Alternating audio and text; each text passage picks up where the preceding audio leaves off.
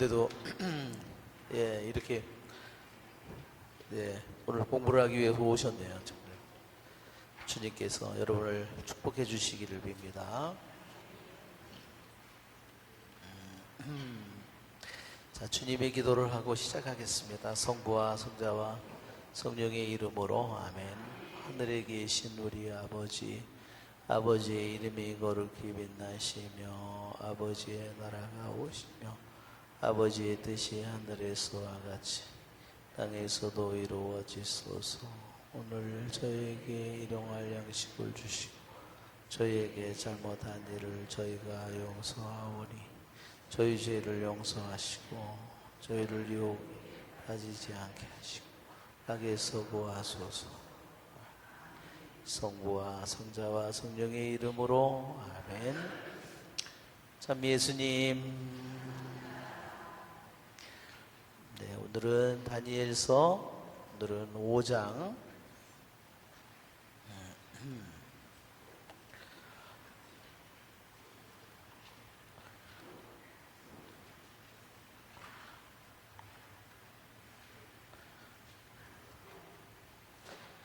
추우면 얘기하세요.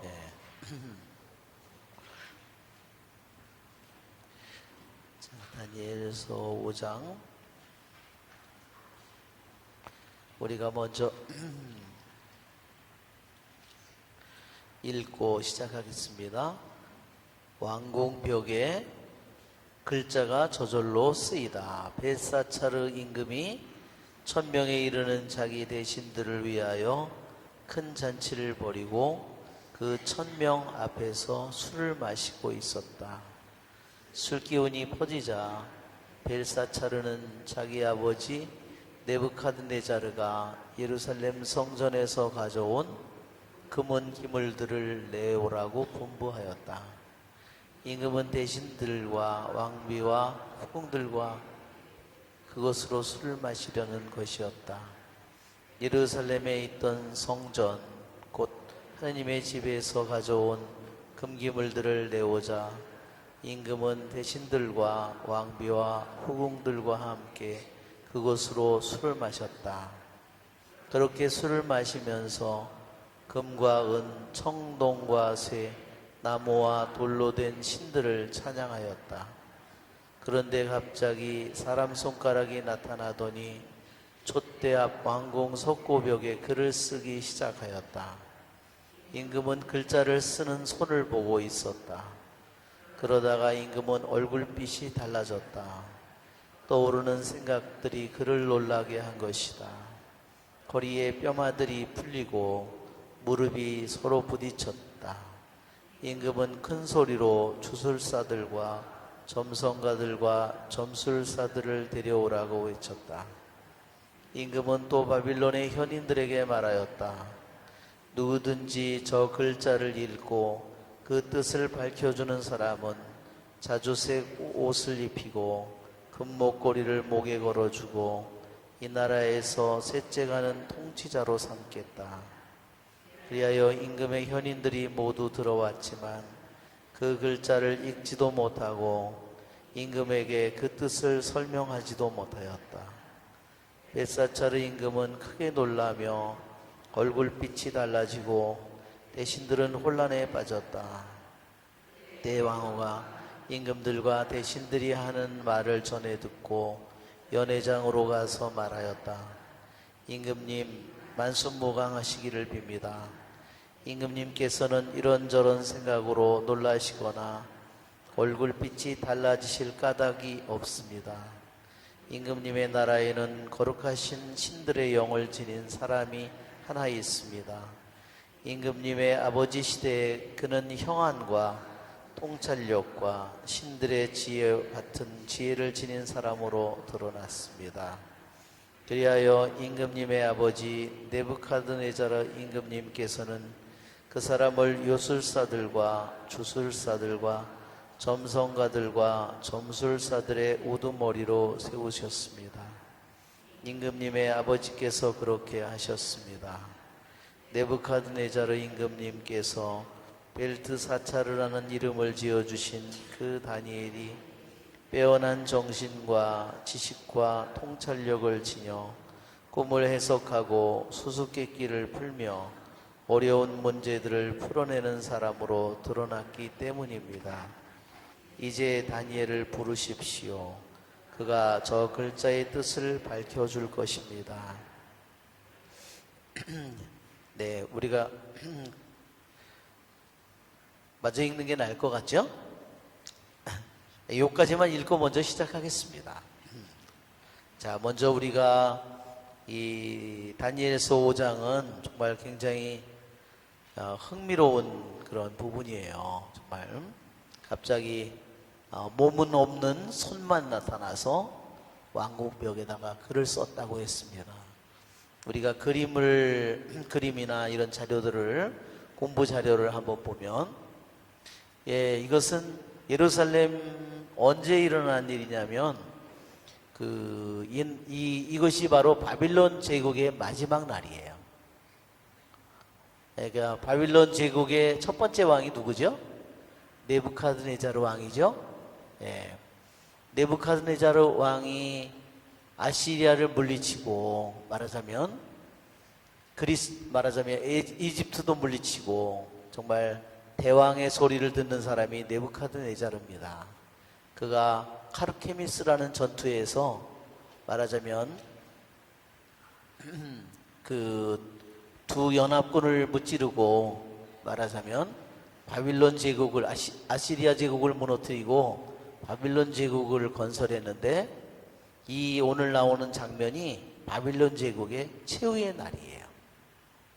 정말 최후의 날 뭐가 벌어졌어요? 술 파티가 벌어졌어요. 네. 자, 오늘 우리는 거기서 꺼내온 기물이 어디서 가져온 기물이라고 그랬죠? 예루살렘 성전에서 꺼내온 거예요. 언제? 예루살렘이 성전이 다 이렇게 불타고 멸망하기 직전에 그들이 성전에 있는 귀한 것들을 다 꺼내서 가져갔는데 어디다 갖다 놨을까요? 그게요, 항상 고대인들은요 자기들의 신전에다가 저걸 갖다가 놨어요. 왜? 자기들의 신이 최고의 신이기 때문에 이 나라를 꺾었다.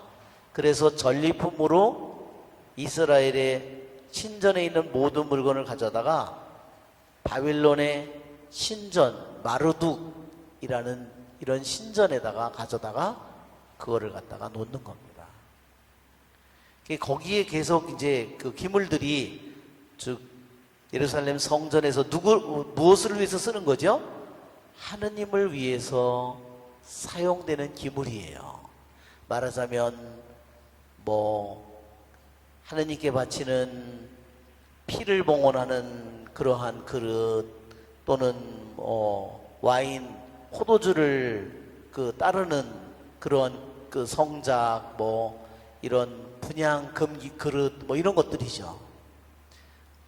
그것은 다 하느님께 봉헌된 그릇인데 그것이 바로 유대가 멸망할 때 BC 597년 587년 BC에 이때 가져온 기물이에요. 그래서 이 왕이 그것을 이제 꺼내다가 마시는 겁니다. 자, 그 다음에 이게 틀질 않았네. 이거는 연도표, 오늘 연도표 하나씩 드렸죠? 네. 오늘 연도를 보면 여기서 보면 이게 아시리아 제국이 왕들의 이렇게 여기가 나오면 BC 700, 여기에 BC 800년, 750년, BC 700년, 여기에 650년, 600년 이렇게 되는데 아시리아 제국이 여기서 끝나고 말하자면 나보폴라살이라는 네부카드네자르의 아버지예요. 이때부터 바빌론이 아버지부터 힘을 이제 점점 강대해지다가 네부카드네자르가 이 나라를 완전히 끝나면서 이 나라가 시작되는 겁니다. 이제 여기는 네부카드네자르의 아버지까지 여기 나온 거죠. 그래서 보면 통치가 바빌론에 네부카드네자르 오랫동안 통치하고 그 다음에 아들이 한 2년, 그 다음에 한 4년, 그 다음에 한 2년, 그 다음에 한 2개월, 그 다음에 한 17년 이러면서 이 제국이 끝나는 겁니다. 여기서 보면은 여기서 끝나버려요. 그래서 고레스 왕이 시작되는 겁니다. 자, 이제 아시리아를 바빌론 제국이 멸망시키고 네부갓네살 왕이 해서 바빌론 제국이 됐는데, 이 바빌론 제국이 100년도 가지 않아서 7, 80년 만에 이제 메디아, 페르시아 여기에 있는 이 제국에게 멸망당해서 이제 오늘 이 바빌론 제국이 끝나는 날입니다. 자, 메디아, 아시리아가 여기라면 바빌론은 아시리아보다 더 아래 지역이에요. 티그리스 강과 유프라데스 강 한가운데에 있는 지역입니다. 지금의 이라크 지역이에요. 이 여기를 중심으로 이루어진 게 바빌론 제국입니다. 아시리아는 더 위에죠. 그런데 여기에 북쪽에 메디아하고 페르시아라는 이 두 나라에 의해서, 연합군에 의해서 바빌론이 점령당하는 거예요. 자, 이게 그 바빌론의 연도를 보면 바빌론이 총 나부콜라사는 네부갓네살의 아버지라고 그랬죠? 이게 바빌론 제국이 시작된 것은 네부갓네살로부터인데, 여기가 보면 여기에 고레스 왕이 요거예요. 그러니까 총 연도를 보면 여기에 605년 BC부터 이게 다니엘이 기항으로 볼모로다가 바빌론으로 끌려가는 해입니다. 605년 BC. 네부갓네살가 그 바빌론 제국의 통치의 반 이상을 차지하죠. 예, 거의 바빌론 제국의 나라의 통치에 거의 50년을, 80년 중에서 거의 50년을 네부갓네살가 통치했어요. 그 다음에는요, 이렇게 다 짧아요. 그러다가 마지막에 여기 지금 벨사살이라는 왕이 나오는데, 여기 왕이 둘로 나와 있어요. 하나는 여기 뭐 이렇게 돼 있죠? 도표에, 우리 여러분이 오늘 받은 도표에 그 왕이 동시에 두 명으로 나오죠? 아, 여기 여러분 오늘 표현은 아니네요. 자, 그 전에 준 표일 거예요. 여기에 보면 왕이 하나씩이어야 되는데, 네부갓네자르, 이블무로닥, 뭐 네리글레살, 뭐 이렇게 하나씩이어야 되는데요. 여기는 17년 동안 거의인데 왕이 두 명이에요. 왜 그러냐면요, 이게 섭정왕이에요. 왕이 자기가 아들에게 자기 통치 3년을 한 후에 자기 아들을 섭정왕으로 세우고서 자기는 주로 밖에 나가서 주로 전투를 했어요. 아버지가. 그리고 모든 일들은 누가? 자기 아들이 했어요. 그 아들놈이, 아버지는 밖에 나가서 전투하고 있는데 아들놈은 맨날 술 마시고, 그래서 결국은 나라가 망하는 거예요. 자, 이게 나라가 이렇게 해서 이게 됐는데, 여기도요, 이 바빌론의 이 네부갓네살 왕이 죽은 후에는요, 계속 암살이에요. 가족끼리 서로 암살 막 이런 일이 아주 정말 끔찍하게 일어나요. 왜 그런 일이 벌어질까요? 맨날 술을 먹고 정치를 했으니까. 그러니까 그렇게 될 수밖에 없어요. 유디기에도 보면 나오잖아요. 그렇죠? 아무리 용맹한 장수지만 술이 취했으니까 여자가 어떻게 해요? 목을 베죠? 네, 그렇게 되는 겁니다. 자, 이게 바빌론의 정말 어마어마한 바빌론의 제국이에요.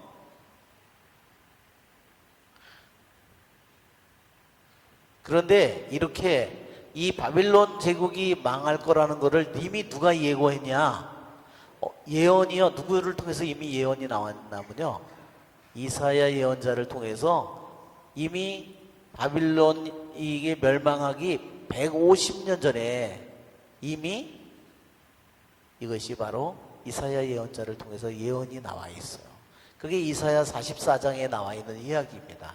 자, 여기 보면 이사야 예언자가 여기에 이거는 왕의 연대표네요. 그 다음에 자, 이거는 이미 다 봤죠? 그 거대한 잠을 자다가 무시무시한 상을 받는데, 어디선가 떼내지 않은 돌이 나와서 발을 부딪히니까 그 거대하고 무시무시하던 상이 그냥 너무너무 부서져서 먼지처럼 다 사라져 어디로 휘둘려 가버리고 말고 이 조그마한 돌은 온 세상을 가득 채우죠. 이것이 느부갓네살의 첫 번째 꾼 꿈이죠. 그런데 그 다음에 다시 느부갓네살가 꾼 꿈은 뭐예요? 하늘까지 닿는 나무가 있었죠. 그렇죠? 새들도 깃들이고 짐승들도 다 깃들이고 거기서 양식을 먹었는데, 그런데 어떻게 해요? 하늘에서 감시자가 내려와서 저 나무를 베어라. 그렇죠? 그리고 잎도 다 털어버리고 열매도 털어버려라. 다. 그래서 뭐만 남아요? 그루터기만 남죠. 그래서 그 다음에는 어떻게 됐어요? 느부갓네살가 교만하게 하느님의 순종하지 않고 교만하게 행동하다가 벌을 받고 왕위에서 7년 동안을 쫓겨나죠. 그죠? 예, 이것이 바빌론이 아니냐, 내가 세운 바빌론이 아니냐, 그러는 순간에 그가 벌을 받죠. 자, 이거는 그림이 불행하게도 보이질 않네요. 이거는 성작 같은 거를 보여주는 거예요. 금기물들을. 예, 여기 보면 벨사살이 어때요? 석고벽에 글을 쓰니까 어때요? 예, 술을 마시다가 어때요? 놀래가지고 허리가 다 풀리고 두 다리가 후들거리고, 그러니까 이게 어떻게 됐어요? 여기서 줄줄 세고 있죠? 지금은 이제는 술은 끝났어요. 그렇죠? 예, 자기 넋이 나가가지고요 공포에 질린 거죠. 그렇죠? 예. 이 날이 바로 누가 죽는 날이라고요? 벨사살 이 왕이 죽는 날이에요. 살해당하는 날이고 이 바빌론 제국이 끝나는 날입니다. 예, 이게 렘브란트가 그린 그림인데, 무네무네라는 드켈 브라신이라는 이 글자를 보고 있는 거예요. 손만 나타나서.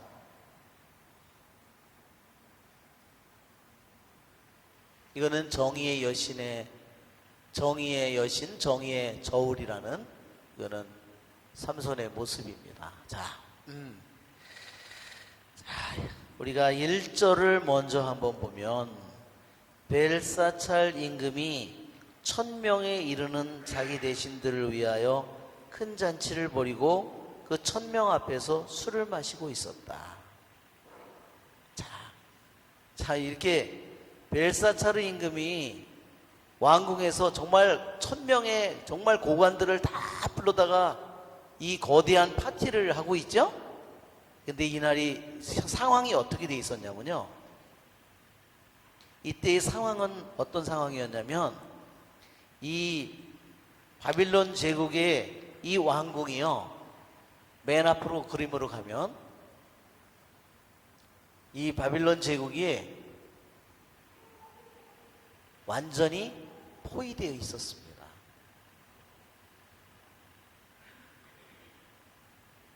아까 메디아, 이 바빌론 도성이요, 수도가 적들에 의해서 메디아 페르시아, 자기 밑에 부하들이었죠. 부하들이었는데 이 사람들이 반란을 일으켜서 이 사람 메디아 페르시아에 의해서 수도가 완전히 포위된 거예요. 그랬는데도 벨사차르는 뭘 하고 있었어요? 술을 마시고 있었어요. 왜 그랬을까요? 바빌론 이 성이요, 바빌론 성이 너무너무 완벽하게 만들어져 있었기 때문에 감히 아무도 이 바빌론 성을 점령할 수가 없었어요. 얼마나 그들이 이 바빌론 성을 얼마나 난공불락의 성으로 지었냐면요, 벽이 오늘 한글 파일을 한번 보여주시면, 한글 파일 중에서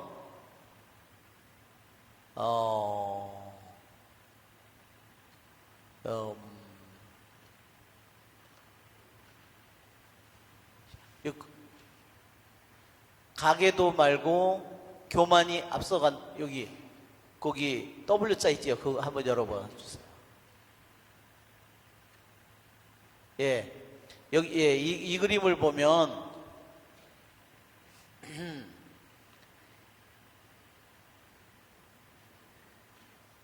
여기에 아래쪽에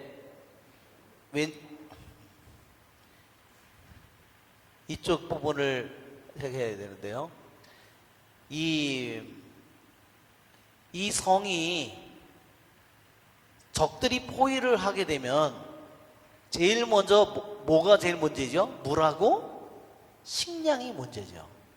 그래서 이스라엘도요, 말하자면 적들에 의해서 여러 번에 걸쳐서 역사 속에서 여러 번에 걸쳐서 이 포위되는데, 예루살렘이 저기서 최고로 예루살렘이 많이 버틴 게 2년 내지 3년이에요.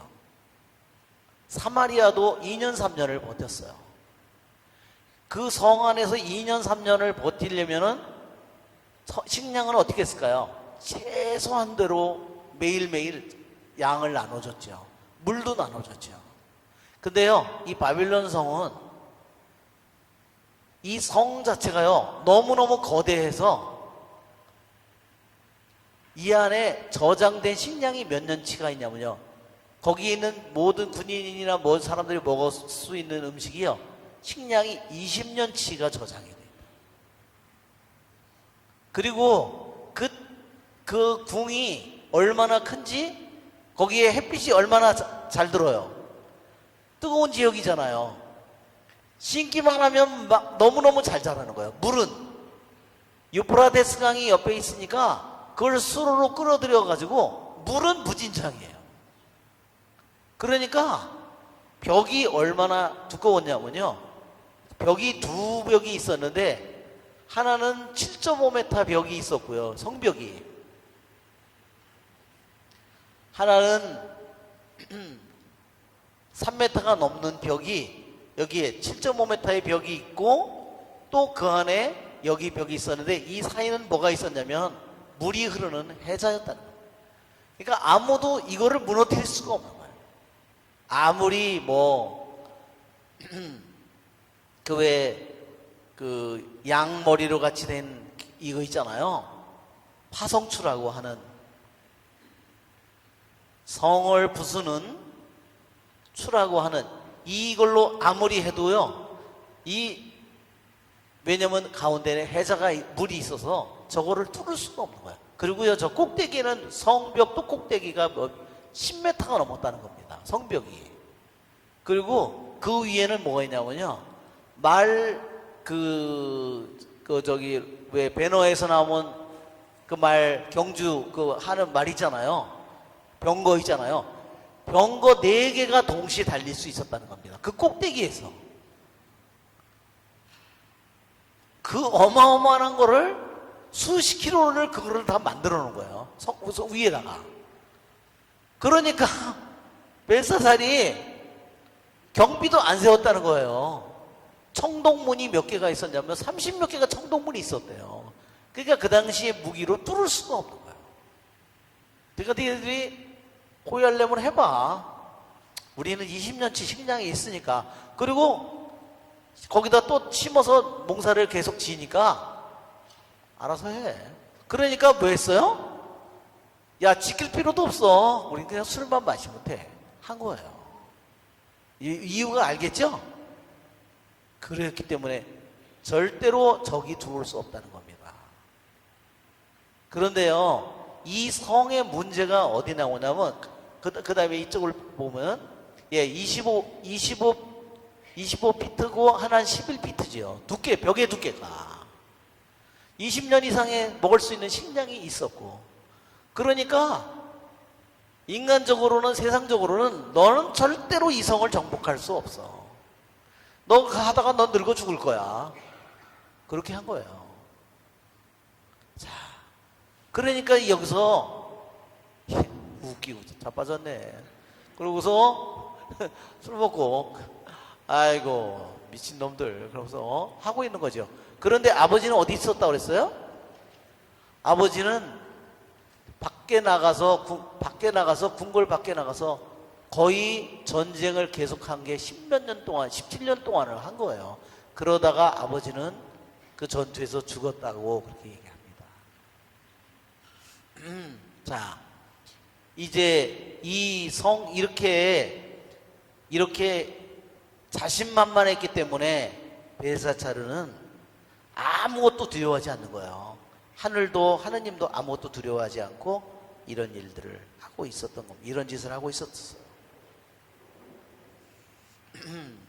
예, 그는 1000명에 이르는 자기 대신들을 위하여 큰 잔치를 벌이고 그 1000명 앞에서 술을 마시고 있었다. 그러니까 뭐 1000명 잔치, 음식 그런 거 뭐 아무 문제도 없다는 거죠. 무슨 고기든 뭐 포도주든 술이든. 자, 자, 이제 4장과 다니엘서 4장 우리 끝에를 보면 4장 끝에가 뭐예요? 한번 읽어보면 기한이 찼을 때 31절 네부카드네자르는 눈을 들어 하늘을 바라보았다. 그때 나는 정신을 되찾아 가장 높으신 하느님께 영광을 드리고 영원히 살아계신 분을 찬양하고 찬송했다. 그렇게 나오죠? 그러면서 34절의 끝에 가면 나 네부카드네자르는 하늘의 하느님 임금을 찬양하고 숭상하며 찬송한다. 이렇게 네부카드네자르가 7년 동안 짐승처럼 살다가 짐승이 되었다가 정신을 차리고 난 다음에 네부카드네자르가 죽고 이제 바빌론의 마지막 왕이 왔다는 거예요. 자, 우리 바빌론의 왕들의 모습을 보면요, 그 연도표를 한번 보면 우리 한번 한글 파일을 보면 나올 거예요. 한글 파일에 여기에 그 왕들의 연도표. 자, 연도표를 보면은요 이렇게 돼 있습니다. 나보폴라살이라고 아버지라고 그랬죠? 나보폴라살이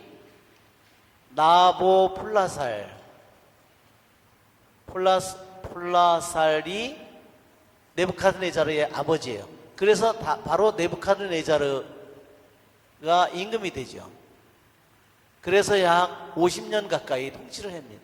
그 다음에 그 아들이 이불무로닥이에요.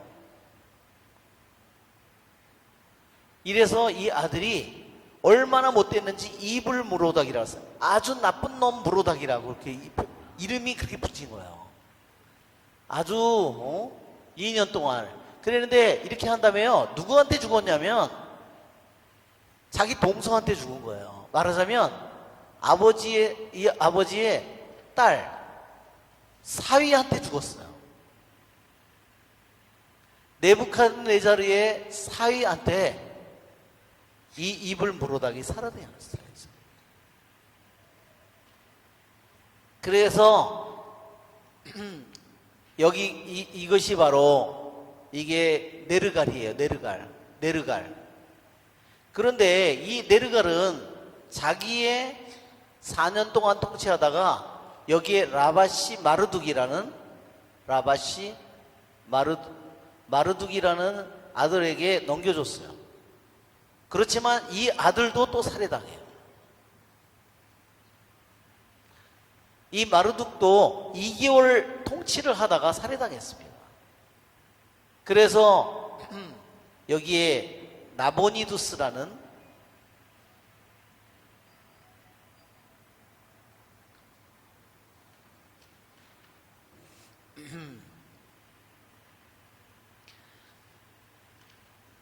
여기에 네부카드네자르의 딸이 결혼했다고 그랬죠? 이 딸이 아주 어린 딸이었나 봐요. 딸이 이 사위, 말하자면 네르갈이라는 사람하고 결혼한 다음에 이 네르갈이 자기 말하자면 동생 뻘 되는 왕을 죽여버리고 자기가 왕이 됐죠. 그래서 자기 아들이 왕이 됐는데 아들 왕이 죽으니까 이 딸이 무슨 짓을 했냐? 이 사람하고 결혼을 했어. 아주 콩가루 집안이죠? 바빌론이 얼마나 자기 아들을 죽인,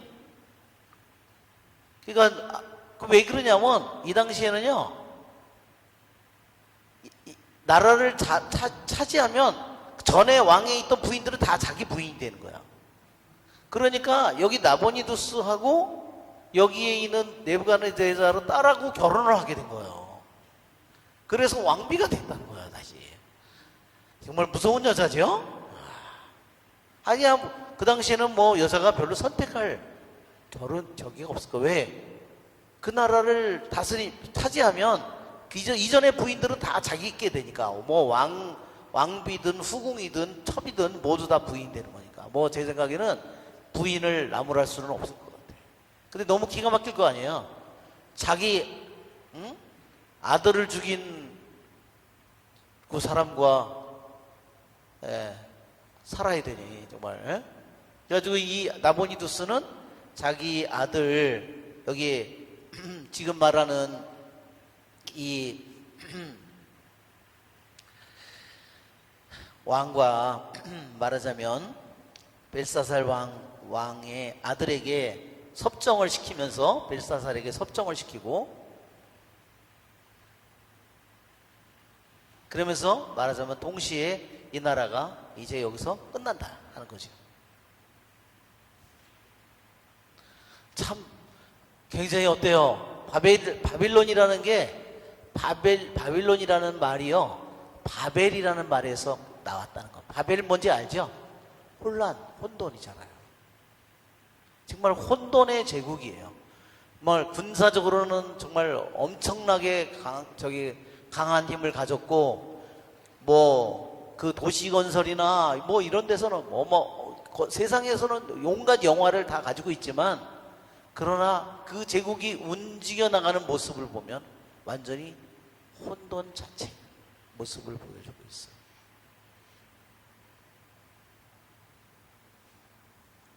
자, 여기 보면 2절에 술기운이 퍼지자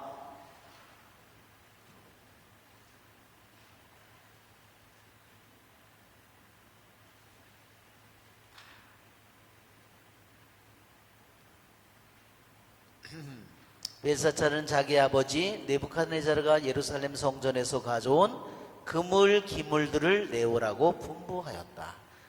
임금은 대신들과 왕비와 후궁들과 함께 그곳으로 술을 마시려는 것이었다.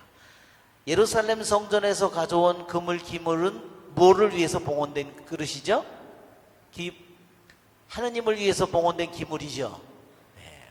그러니까 여기에 보면 벨사차르는 정말 적들에게 완전히 포위되어 있는 상태인데도 정말 오만이 아주 하늘을 찌르고 있어요. 거기다가 하느님에 의해서 하느님께만 쓰여지는 이 기물들을 말하자면 자기가 술 파티에서 이것을, 그까지는 하느님 뭐 아무것도 아니지 뭐 그러면서 뭐가 무서워서 그걸 못해, 그렇죠? 그거를 해서 꺼내오라 그래가지고 그것으로 술을 마셨어요. 여기서 이 왕의 모습은 뭐죠? 하느님에 대한 두려움이 아무것도 없다는 거예요. 자, 그런데 여기에 벨사살은 이미 자기의 이 네부카드네자르 임금이 생애 말년에 그렇게 7년 동안을 짐승처럼 살았다는 그런 얘기를 다 이미 알고 있었겠죠? 들어서도 알고 있었을 거고 아니면 보았을 거예요. 왜? 여기 해봐야 기껏해야 2개월, 이거 해봐야 기껏해야 뭐 4년, 뭐 이거는 2개월, 1년도 안 돼요. 1년도. 그러니까 그 앞에 이런 저기라서 다 너무 잘 알고 있는 거예요. 몇 년이 안 됐거든. 분명히 알고 있는데도 그는 자기 그 네부카드네자르가 그렇게 대왕이면서도 그가 교만했을 때 하느님이 그를 어떻게 쳤는지, 7년 동안 그가 짐승처럼 그가 살았다는 이 모든 것을, 그리고 그가 하느님께 자기가 하느님을 바라보는 순간에 그가 정신을 되찾은 이 모든 것을 알면서도 그는 하느님을 완전히 개무시하는 거죠.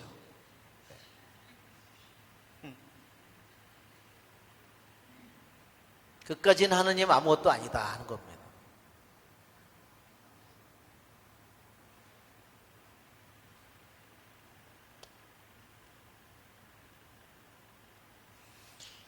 그래서 우리 잠언서에 보면 멸망에 앞서 교만이 온다고 그랬어요. 잠언서 16장 18절. 잠언 16장 18절.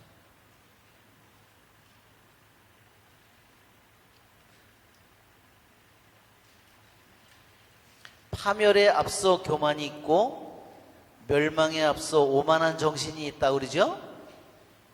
잠언 16장 18절.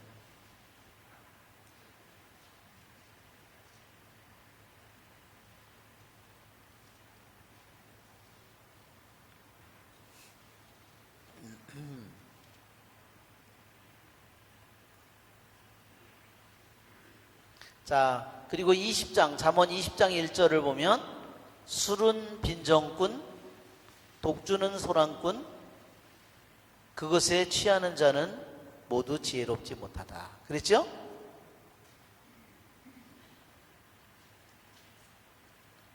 그리고 잠언서 23장을 다시 펴보면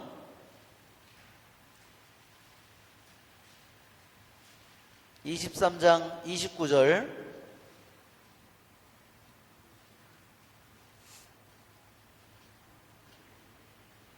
여기에는 술에 관한 이야기가 나오죠? 주정꾼의 그러한 이야기가 나옵니다. 그래요. 우리 같이 읽어볼까요? 누가 비탄에 젖어 있느냐? 누가 애통해 하느냐? 누가 싸움질하였느냐? 누가 원망하느냐? 누가 까닭없이 상처를 입히느냐? 누가 슬픔에 잠긴 눈을 하고 있느냐? 늦도록 술자리를 뚫 줄 모르는 자들, 혼합주를 맛보러 온 자들이다. 이것은 결국 뭐냐면 알코올 중독을 가리키는 거예요. 빛깔이 좋다고 술을 들여다보지 마라. 그것이 잔 속에서 광채를 낸다 해도, 목구멍에 매끄럽게 넘어간다 해도 그러지 마라. 결국은 뱀처럼 물고 살모사처럼 독을 쏜다. 내 눈은 이상한 것들을 보게 되고 내 마음은 괴상한 소리를 짓거리게 된다. 예, 그렇죠? 점점 이제 미쳤으니까 이상한 영이 열리는 거죠. 이상한 세계가. 너는 바다 한가운데 누운 자와 같고 돛대 꼭대기에 누운 자와 같아진다. 그렇죠? 왜 그렇죠? 이것은 완전히 어떤 상태예요? 황홀 상태예요. 그 정상적인 황홀 상태가 아니죠? 예. 돛대 꼭대기에 누운 자와 같다.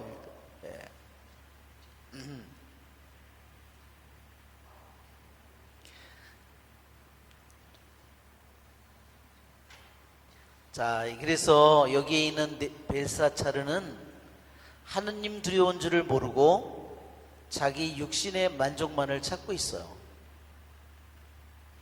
그래서 술을 통해서 그는 더욱더 어땠어요? 더욱더 간이 부풀었어요. 그래서 어때요? 정면으로 하느님과 맞서고자 하는 거예요. 그래서 그 기물들을, 내가 두려워할 게 뭐 있어? 내가 이 나라의 대왕인데. 그러면서 그것을 가져오라고 했고 그것으로 술을 마셨습니다.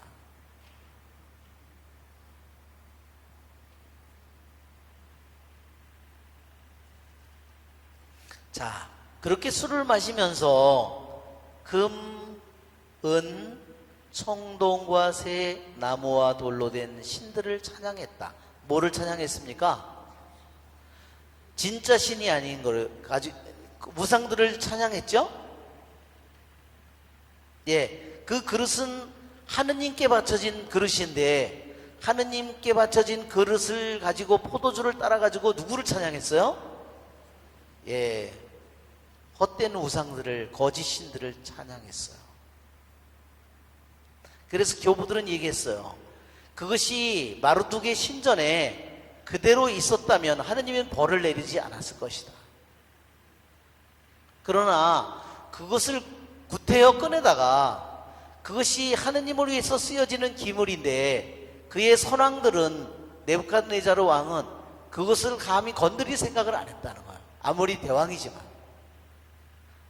그런데 내가 하느님께 바쳐진 그 기물들을 가지고 하느님 두려운 줄을 모르고 그것으로 내가 술을 마시면서 더군다나 우상을 찬미하고 그래서 어떻게 됐죠? 하느님을 짓밟았어요. 하느님은 아무것도 아니다, 이런 뜻이죠. 하느님이라고 하는 이스라엘의 신은 우리 마르둑 신에게 정복당했다, 이런 뜻이죠. 이것은 하느님의 분노를 그에게, 하느님의 심판을 그에게 가져왔다는 겁니다. 그래서 이것은 뭐냐면 하느님의 기물은, 하느님을 위해서 봉헌된 것은 하느님 앞에 있다는 사실을 우리들이 기억해야 된다고 했어요. 하느님의 현존 앞에 내가 있는 것이다. 하느님에게 바쳐진 기물, 우리들도 하느님께 바쳐진, 우리들도 그릇이에요. 그렇죠? 나도 하느님께 바쳐진 그릇입니다. 내가 하느님께 바쳐진 거룩한 그릇인데 내 하느님께 바쳐진 거룩한 이 몸을 더럽히게 될 때 우리들에게는 아무런 희망이 없다는 겁니다.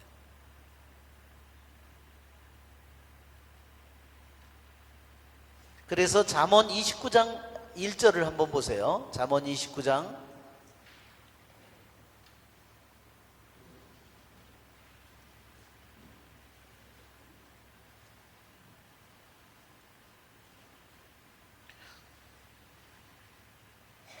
1절, 훈계를 자주 듣고도 목을 뻣뻣이 세우는 사람은 졸지에 파멸하여 구제될 가망이 없다.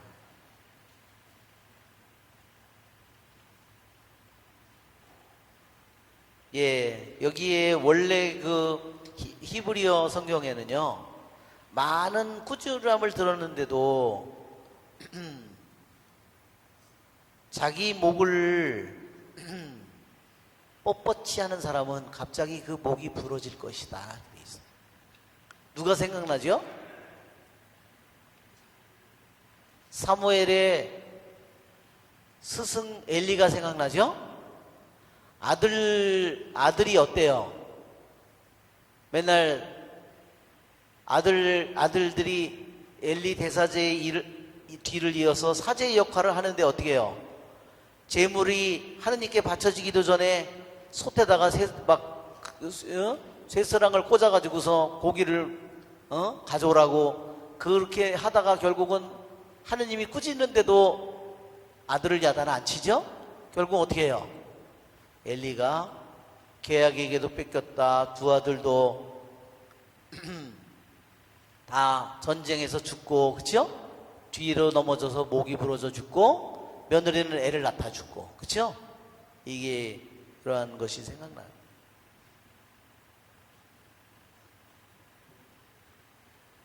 그러니까 그 그릇으로 술을 마신 것도 커다란 죄이지만 술을 마시면서 그 하느님에게 바쳐진 기물을 가지고 거짓 신을 찬양한 것은 더욱더 큰 죄다. 여기서 보면요, 돌로 된 신인, 우상들을 찬미했는데요, 몇 가지를 찬미했어요? 금으로 된 신, 은으로 된 신, 청동으로 된 신, 쇠로 된 신, 나무로 된 신, 돌로 된 신, 그쵸? 원래 다 금은도, 이거 다 뭐들, 다 좋은 것들이에요, 사실은. 그죠? 그러니까 좋은 것을 가지고 나쁜 것을 만든 거죠. 좋은 재료를 가지고 나쁜 거를. 여기에 왜 이게 6가지냐 이거예요. 6가지. 자, 여기에 이것이 거짓 우상이라고 했잖아요. 좋은 뜻이에요, 나쁜 뜻이에요? 6이 분명히 나쁜 뜻이에요. 6번째 날 인간을 만들었다는 겁니다.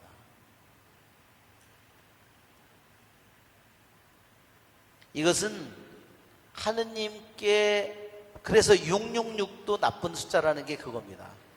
하느님께 거슬러 하느님께 반항하는 인간을 의미하는 것이 육이에요. 그러니까 이 6가지 결국은 7가지였으면 괜찮았을 텐데 이것이 6가지라는 것은 이것이 바로 금으로 된 상, 신, 은으로 된 신, 이 모든 것이 결국은 하느님에 대한 반역이라는 것을 보여주는 겁니다.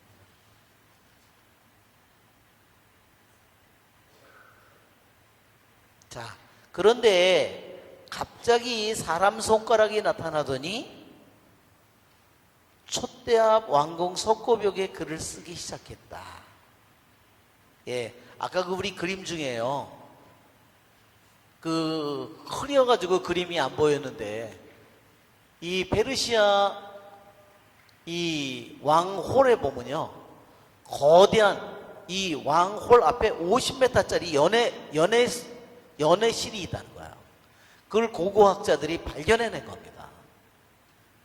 지금 여기서 임금이 말하자면 그 파티를 벌이고 있는데 그 장소가 고고학자들이 발견했는데 이 길이가 50m짜리래요. 말하자면 1000명이 거기서 파티를 할 수 있는 그런 자리를 만들어 놓은 거예요. 근데 왕의 자리는 어떻게 되어 있냐면요. 그 벽들이 뭘로 칠해져 있어요? 석고로 칠해져 있다 그랬어요. 그렇죠? 석고로 칠해져 있고 왕의 자리는 항상 어디 있냐면요. 맨 이쪽에 있었대요. 여기에. 왜 그러냐? 석고로 다 칠해져 있어. 하얗게, 석고로 칠했으니까 하얗겠죠? 그리고 왜 왕의 적이냐면 누군가가 갑자기 하도 이 암살이나 이런 게 많이 일어나니까. 그렇죠? 왜 암살이 많이 일어나겠어요? 맨날 술이 떡이 되도록 마시니까. 그렇지?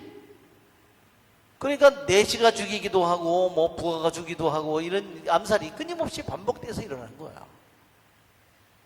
자, 이렇게 암살을 누가 하려고 그러면 요 뒤로 도망을 가는 겁니다. 그래서 왕은 벽을 대고서 항상 이렇게 있었던 거예요. 왜? 하면 문이 어디 이게 같은 게 있었겠죠. 구멍이나. 그러니까 벽에 선이 어디서 나타났어요? 사람들이 갑자기 뭐를 다 어디를 쳐다보니까 술을 마시다가 쟤네들이 뭘 쳐다보는 거지? 뭘 쳐다보지? 그러니까 그림에 이게 하고서 이제 포도주를 쏟는 겁니다. 이렇게. 이게 무슨 말인지 아시겠죠? 네, 거기에. 자, 여기에 보면요. 아까 그 그림에 나타나질 않는데, 이게 그림인데, 여기 그림에 큰, 그림에,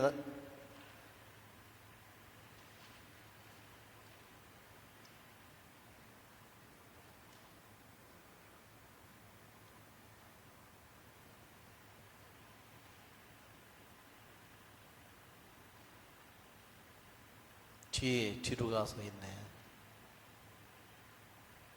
예, 이 그림인데 여기에 그림에 보면 뭐가 있냐면요.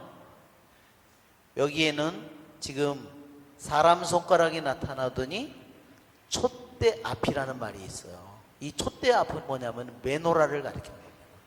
메노라 아시죠? 메노라가 이거예요. 저 왕궁 벽에 저게 있었던 겁니다.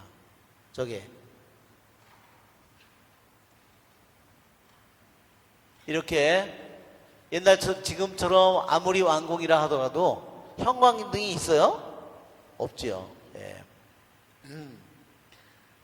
뭐 형광등도 전구도 그 당시에는 아무것도 없으니까 최고의 조명이 이 바로 메노라예요.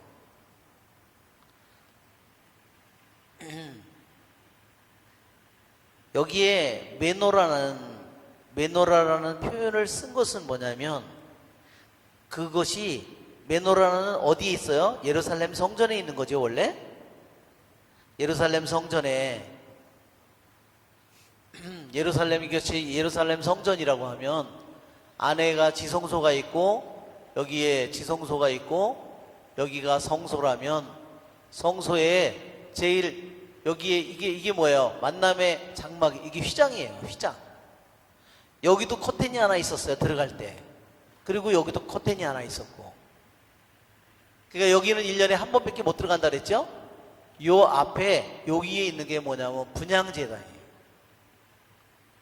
지성소에 가장 가까이 있는 게 분향제단이었어요. 그리고 여기에 빵상이, 여기에 빵을 12개, 6개, 6개 이렇게 쌓아놓는 이 현존 빵상이 있었고, 여기에 메노라를 이렇게 하는 이게 있었어요. 유일한, 이게 다 완전히 깜깜하죠? 천막으로 사중으로 치기 때문에 여기에 메노라가 여기 있었는데요. 자, 이 메노라의 뜻은 뭘까? 메노라 앞에서 손가락이, 갑자기 하늘에서 내려온 손이 글을 쓰고 있습니다. 이것은 무슨 뜻이냐? 계시라는 겁니다. 즉 하느님의 뜻을 알려주는 거라. 이 메노라라는 표현이 그런 의미를 담고 있다.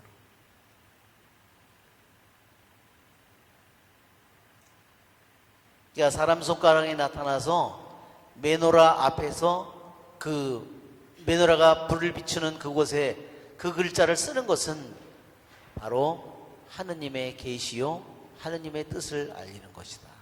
하느님의, 말하자면 일종의 뭐죠? 하느님의 판결문이죠. 임금은 글자를 쓰는 손을 보고 있었다. 예, 임금이 무슨 짓을 했어요? 예, 자기 손으로, 그래, 내가 최고지, 하느님이, 이스라엘 하느님이 있기는 개뿔이나 뭐가 있어? 그러면서 포도주잔을 들었겠죠. 그쵸? 그러면서 뭐 첩하고 뭐하고, 뭐 먹고 깔깔거리고, 뭐, 아이고, 하느님 개뿔이나. 그렇게 했겠죠? 웃기네. 그쵸? 그러니까 하느님의 손이 나타나는 겁니다. 그래, 네가 그렇게 힘이 세? 그러다가 임금은 얼굴빛이 달라졌다. 떠오르는 생각들이 그를 놀라게 한 것이다. 허리에 뼈마들이 풀리고 무릎이 서로 부딪혔다. 임금은 큰 소리로 주술사들과 점성가들과 점술사들을 데려오라고 외쳤다. 예, 그래서 벨사차르는 하느님을 정말로 모른다는 거예요. 그가 이미 네부카드네자르 선왕을 통해서 하느님이 얼마나 크신 분이고 얼마나 살아계신 분임을 분명히 들었는데도 그는 누구한테 먼저 찾아요?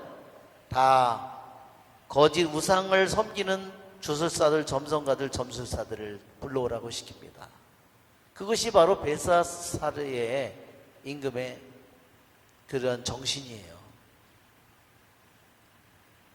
누구든지 저 글자를 읽고 그 뜻을 밝혀주는 사람은 자주색 옷을 입히고, 자주색 옷은요 임금의 색깔을 가리고 임금의 권위를 가리키는 겁니다. 그러니까 왕족으로 삼겠다는 뜻이에요. 금목걸이를 목에 걸어주고 이 나라에서 셋째 가는 통치자로 삼겠다. 왜 셋째 가는 통치자로 삼겠는지 여러분 이제 아시겠죠? 첫째 가는 통치자는 누구예요? 자기 아버지 나보니두스다. 그리고 자기는 섭정왕이기 때문에 자기는 서열이 두 번째다. 그리고 세 번째로 삼겠다는 것은 뭐예요? 최고의 나라에서 최고의 말하자면 바빌론에서 최고의 통치자가 되는 겁니다. 그리하여 임금의 현인들이 모두 들어왔지만 그 글자를 읽지도 못하고 임금에게 그 뜻을 설명하지도 못하였다.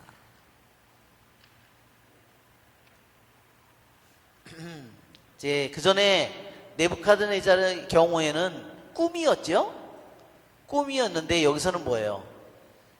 예, 나타난 예, 벽에 쓰여진 글씨요. 그것을 해석하는 것이었습니다. 벨사찰 임금은 크게 놀라고 얼굴빛이 달라지고 대신들은 혼란에 빠졌다. 자, 이렇게 혼란스러운 상황에 갑자기 누가 등장하면요, 왕후가 등장합니다. 이 왕후는 누굴까요? 이것은 분명히 왕의 어머니일 거예요. 아까 여기 나왔댔죠?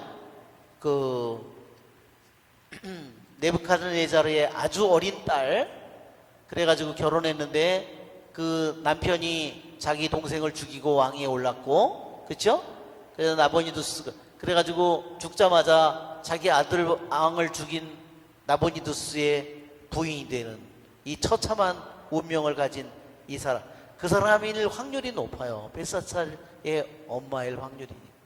그러니까 부인은 아니에요. 왜냐하면 부인이나 거기 있는 사람들은 거기서 술을 마시고 있었잖아요. 이게 유대인 전통에도 나오는 것처럼 이게 게비라예요. 왕의 어머니. 그러니까 이스라엘에서 왕의 부인은요 힘이 없어요. 왜? 왕의 부인들이 너무 많거든. 그죠? 뭐 700명 왕비가 너무 많아. 처분 말을 그러니까 왕비는 그래서 그리고 또 죽으면 누구예요? 다른 사람이 왕이 되면 그 사람의 또 왕비가 돼버리니까. 그렇지만 그래서 왕후의 자리가 아주 중요했던 겁니다. 자, 이제 왕후가 이렇게 얘기했습니다. 놀랄 필요가 없다. 11절에 보면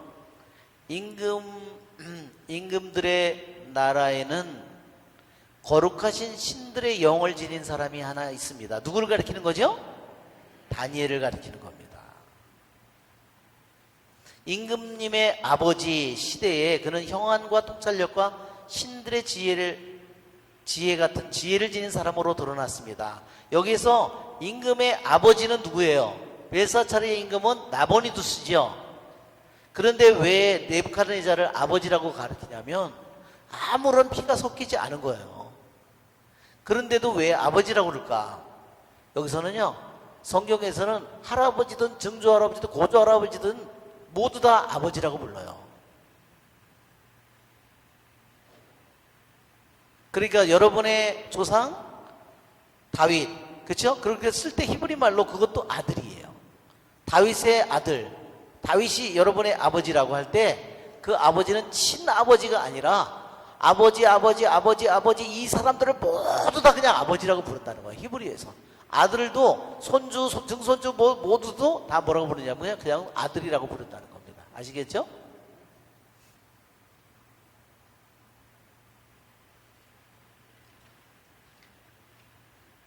(12절) 네부갓네살 임금께서 벨트사차르라는 이름을 지어주신 그 다니엘이 빼어난 지식과 통찰력을 지녀 꿈을 해석하고 수수께끼를 풀며 어려운 문제들을 풀어내는 사람으로 드러냈기 때문입니다. 이제 다니엘을 부르십시오.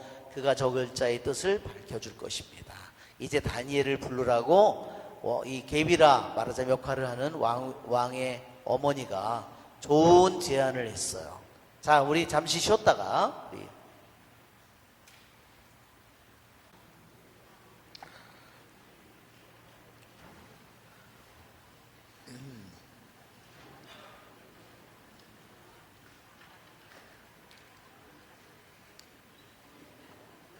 어떤 무지무지하게 부자인 사람이 미국에 있었는데요. 어느 날 거대한 파티를 열었대요. 그래가지고 수영장에다가 상어니 피라냐니 이런 고기들을 다 갖다 집어넣고 그 사람이 그랬대요. 이 수영장을 수영해서 저쪽으로 건너가는 사람한테 내가 아주 멋있는 별장, 세계 일주, 이런 걸 주겠다고. 근데 말이 끝나자마자 어떤 사람이 초평하더니 들어가더니요, 미친 듯이 수영을 해서 건너가더래요. 그래서 사람들이 너무 놀래가지고, 아니, 어떻게 그렇게 용감할 수가 있냐고 그랬더니 그 사람 대답이 그랬대요. 어떤 놈이 나를 밀었냐고 그랬대요.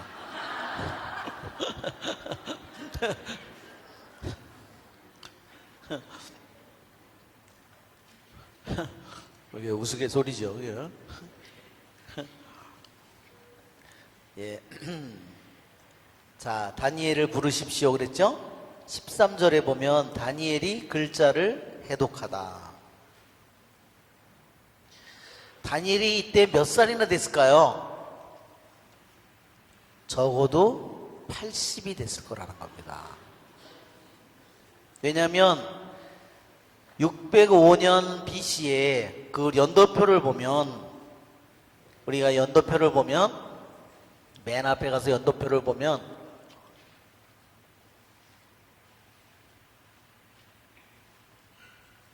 앞에 연도표를 보게 되면, 예, 여기 지금 이거네요. 이거를 하면은 이 BC 605년에 예루살렘 첫 번째 함락당하면서 네부갓네자르에게 다니엘이 끌려서 한 13살 내지 15살 요때 끌려간 거거든요. 그래가지고 여기에 이 나라가 마지막 멸망하는 이 날이니까 따지면 605년에서 여기에 539년이에요. 그러니까 고레스가 가도 좋다 칙령을 내린 게 538년이거든요. 그러니까 나이가 이때 벌써 이미 80이 넘어서 90 정도 됐을 것 같아요.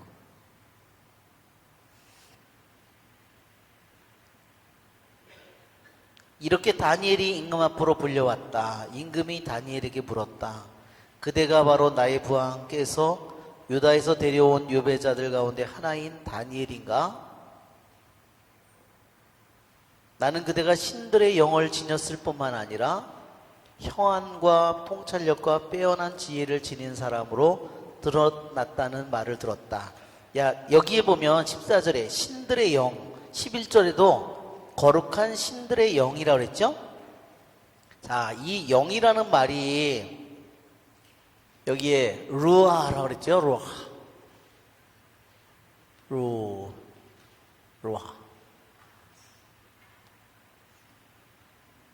예. 루아. 예. 이 말이요. 루아. 이게 들어가겠죠? 이 말이 영이라는 말은 첫째로 무슨 뜻을 가졌냐면 이것은 하느님의 질서를 가리킨다. 첫째로. 하느님의 거룩한 영. 하느님의 영이라는 이것은 영은 뭐냐면 하느님의 질서를 의미한다. 첫째는 질서. 그리고 뭐냐면 두 번째는 하느님의 질서고 하느님의 질서이고 하느님의 명령을 가리키는 거예요. 또 하나는 하느님의 계획, 하느님의 목적, 하느님의 뜻을 가리키는. 왜냐하면 창세기 1장에도 깊은 물 위에 영이 떠돌고 있죠? 창세기 1장에 영이 휘돌고 있었다고 그랬잖아요. 창세기 1장 1절에. 그렇죠? 거기서 뭐냐면 영이 깊은 물 위에 캄캄한 물 위에 이렇게 영이 날고 있는데 그 영은 뭐예요? 모든 것에게 질서를 가져오는 겁니다. 그래서 질서를 가져오고 무엇대로? 하느님의 목적대로 하느님의 뜻대로 모든 것을 만들어내는 게 영이에요.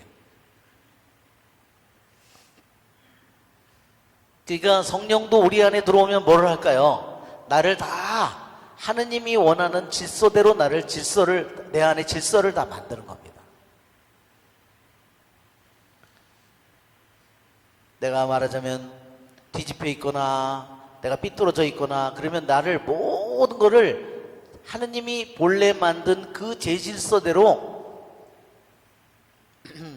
우리가 바오로 사도가 로마서에서 해서는 안 되겠다는 일을 오히려 하고자 하는 일을 하지 않고, 그렇죠? 해서는 안 되겠다고 하는 일을 하는 것처럼 그렇게 뒤집혀진 관계가 아니라 성령께서, 하느님의 영께서 오시면 모든 것을 하느님이 본래 계획하고 뜻한 대로 모든 것을 제질서로 돌아가게 만들고 하느님의 뜻대로 계획대로 하느님의 목적대로 모든 것을 되도록 만드는 역할을 하는 것이다.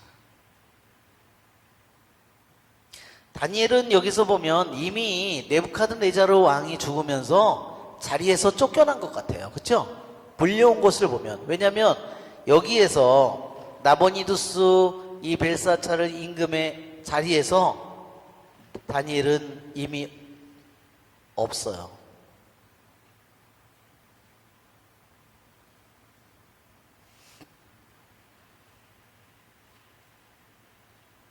저 글자를 읽고 그 뜻을 나에게 설명하도록 15절 현인들과 주술사들이 내 앞으로 불려왔지만 그 뜻을 밝히지 못하였다. 또 나는 그대가 뜻풀이를 잘하고 어려운 문제들을 풀어낼 수 있다는 말을 들었다. 이제 그대가 저 글자를 읽고 그 뜻을 나에게 설명해 줄 수 있다면 그대에게 자주색 옷을 입히고 금목걸이를 목에 걸어주고 이 나라에서 셋째 가는 통치자로 삼겠다. 그러자 다니엘이 임금에게 대답하였다. 임금님의 선물을 거두시고 임금님의 상도 다른 이에게나 내리십시오. 그래도 저는 저 글자를 임금님께 읽어드리고 그 뜻을 설명해 드리겠습니다. 자, 다니엘은 이미 자기가 자기 나라에서 볼모로 바빌론의 네부카드네자르 왕에게 끌려서 바빌론 제국에 와서 자기가 1년, 2년 시간이 지나서 자기가 이제 80이 넘었어요. 그렇죠? 다니엘은 뭐를 알고 있었죠? 예언서를 이미 통해서 예레미야 예언자를 통해서 그들이 밀린 안식년 70년을 채워야 된다는 거. 그렇죠?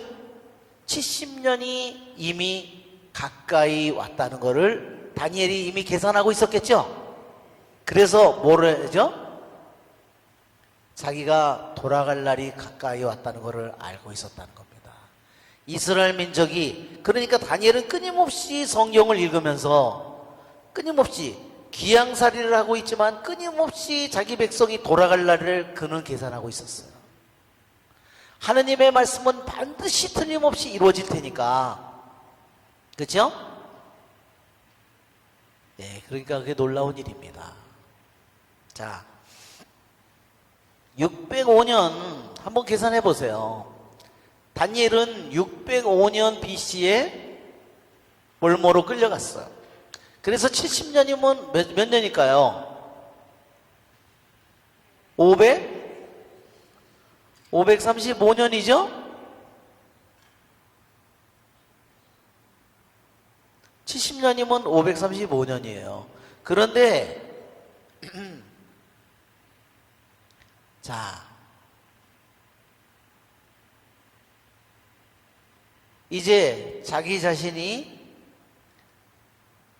말하자면 이 포로살이 생활이 모두 끝나가지고 분명히 백성들의 운명을 되돌려서 돌아갈 시간이 가까이 다가가고 있는 거예요. 그렇죠?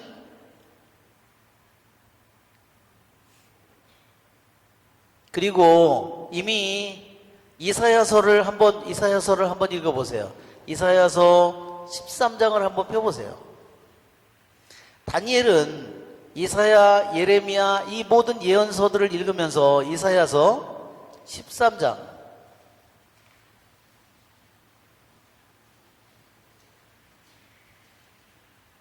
이미 예언자들을 통해서 나왔 17절 보라 나는 그들을 거슬러 메디아인들을 일으키리라. 메디아인들은 은혜도 관심이 없고 금도 좋아하지 않는다. 그들은 활로 젊은이들을 거꾸로 뜨이고 폐하를 가엾이 여기지 않는다. 그들에게는 아이들도 불쌍하게 보이지 않는다. 예, 이미 이게 13장 제목을 보세요. 이사야 13장 제목이 바빌론의 멸망이죠. 이미 BC 700년에 이미 예언자 이사야는 이미 이것을 예언했다는 거예요. 그때는 바빌론이 생기기도 전인데 바빌론 제국이 생기기도 전인데 바빌론이 멸망하리라는 거를 어디를 통해서? 메디아를 통해서 멸망하리라는 거를. 그런데 지금 메디아가 둘러싸고 있잖아요. 메디아 페르시아가 둘러싸고 있죠. 그러니까 예언한 대로 지금 이루어지고 있는 거예요. 그렇죠? 이 나라의 멸망이 다가오고 있음을 이미 다니엘은 궁궐에 있지 않아도 이미 하느님의 말씀을 통해서 이미 알고 있었다는 거죠.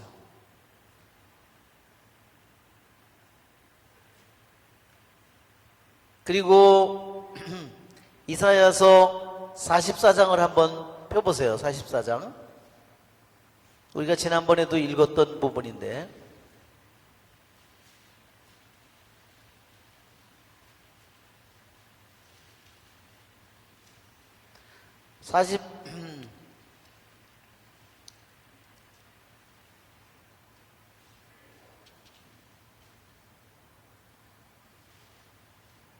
45장, 네, 45장 1절을 보세요. 이사야 예언자가 이미 이 일이 일어나기 이미 150년 전에 이미 뭐라고 말했냐면 1절 읽어보면 주님께서 당신의 기름 부음 받은 이에게 당신께서 오른손을 붙잡아 주신 키루스에게 말씀하시니 민족들은 그 앞에 굴복시키고 임금들의 허리띠를 풀어버리며 문들은 열어젖히고 성문들이 닫히지 않게 하시려는 것이다. 예, 이미 다 나왔죠? 아까 임금의 허리가 풀어졌다는 말들이 나오죠? 문들이 열어젖히고. 그 다음에 44장 28절에도 보세요. 27절. 나는 깊은 물에게 말라버려라. 너의 물줄기들을 내가 메마르게 하리라 하고 말한다. 나는 키루스에 대하여 말한다. 그는 나의 목자, 그가 나의 뜻을 모두 성취시키며 예루살렘을 두고 그것은 재건되고 그 성전은 기초가 세워지리라 하고 말하리라. 예, 이미 어떻게 멸망할 것까지도 다 이미 예고돼 있어요. 왜냐하면 아까도 말하는 것처럼 이 바빌론 성이 유프라데스 강이 있기 때문에 물이 마를 일이 절대로 없다는 거죠. 그런데요, 이 점령을 어떻게 했냐면요, 물을 돌렸어요. 자, 우리 한글 파일을 보면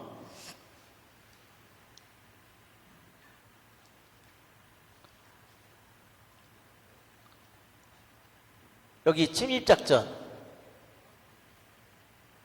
자, 이게 몇십 킬로 된다고 그랬죠? 여기서 농사까지 다 지을 수 있고, 이 성벽 위에는 병거 4마리가 동시에 달릴 수 있는 그렇게 넓은 저기가 돼 있었고. 자, 그런데요, 이게 유브라데스 강물이에요. 강물을 이 벽으로 이렇게 잘라. 이 벽은 몇 메타라 그랬어? 10m가 넘는다 그랬죠? 높이가. 그리고 두께가 어땠다 그랬어요? 예, 7.5m, 3.3m 이렇게 두꺼운 벽이 해사까지 있는데 절대로 이걸 뚫을 수가 없다는 거예요. 근데 어떻게 저 성을 점령했느냐? 유프라데스 강물을요, 이거를 돌린 겁니다. 여기를 파가지고요, 여기를 파가지고 이거를 이쪽으로 돌려서 여기에 큰 연못이 있었다는 겁니다. 그 강으로 들어가도록 만든 거예요, 이 물을. 그러니까 이 물이 어떻게 됐어요? 수위가, 유프라데스 강물의 수위가 떨어지면서요, 이쪽으로 들어갈 수 있는, 걸어서 들어갈 수 있는 통로가 여기에 잔뜩 생긴 거죠.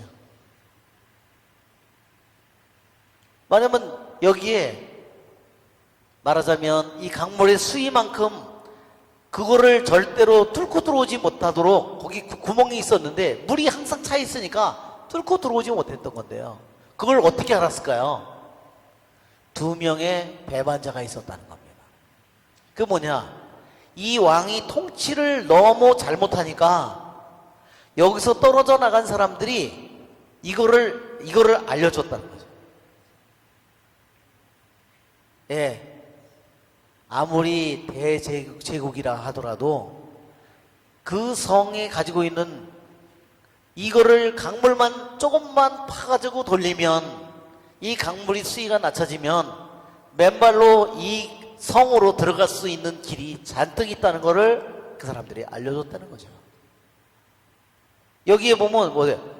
깊은 물에게 말라버려라. 너의 물줄기들을 내가 메마르게, 이미 150년 전에 어떻게 할 건가를 이미 다 나와 있다는 거죠.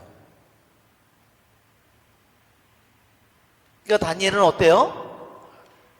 이미 이러한 이사야 예언자, 예레미야 예언자 이 예언서를 통해서 이미 이 나라가 멸망이 가까이 오고 있다는 것을, 그리고 키루스라는 왕이 등장할 거라는 것을 이미 알고 있었다는 거죠.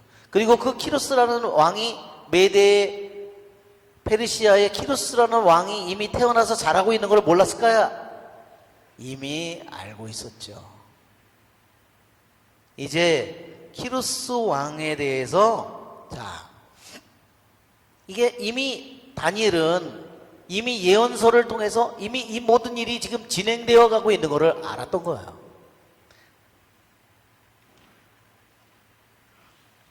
자, 이 키루스라는 왕이요, 제가 너무너무 재미난 글을 제가 찾아냈어요. 우리 한번 이제 저렇게 강물이 저기 됐다는 거, 그 다음에 또 하나 뭐냐면 키루스, 그 글이 없나? 화물에 앞서 교만이,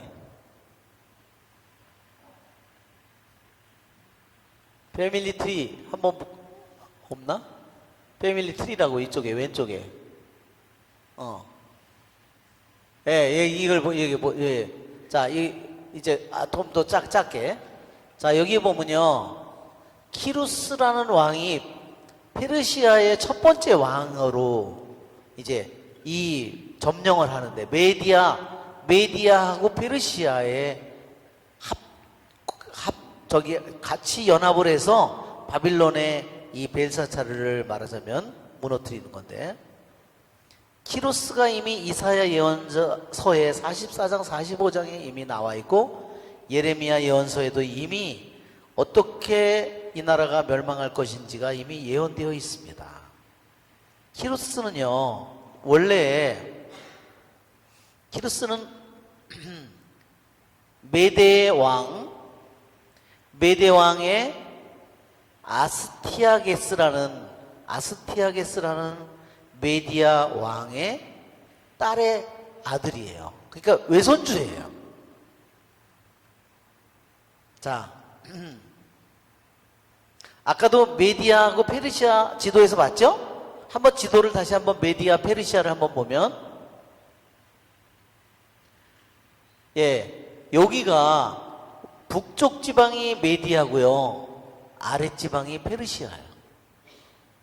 여기 북쪽은, 여기는 아시리아였고, 여기가 바빌론이 여기서 점령을 해서 80년을 다스리고, 이제 마지막에 메디아 페르시아 연합군이 연합을 해서 여기를 이제 바빌론을 무너뜨리는 거죠. 다시 이제 아까 그 아스티아게스로 돌아가면, 아스티아게스가 메디아의 왕이었는데,